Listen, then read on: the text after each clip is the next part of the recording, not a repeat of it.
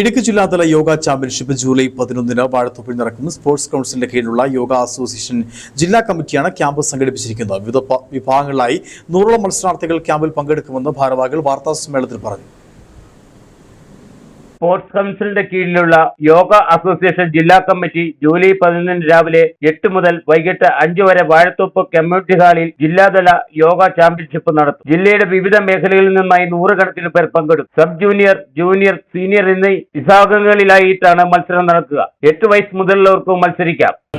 സംയുക്തമായി July 31, August 1, 2, 3 തീയതികളിൽ 11ാമത് sports yoga championship Kasaragod വെച്ച് നടത്തപ്പെടുകയാണ്.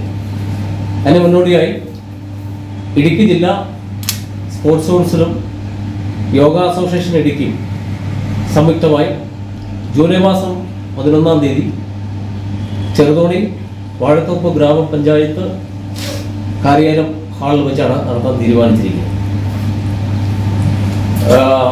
ഈ മത്സരങ്ങൾ നമ്മൾ 6 കാറ്റഗറിയായി വേർതിരിച്ചിട്ടുണ്ട്.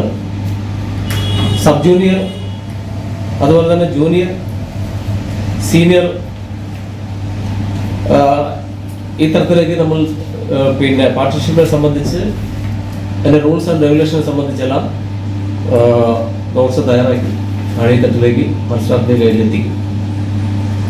അപ്പോൾ 2024 യോഗ സ്പോർട്സിൽ ഉൾപ്പെടുത്തിക്കൊണ്ട്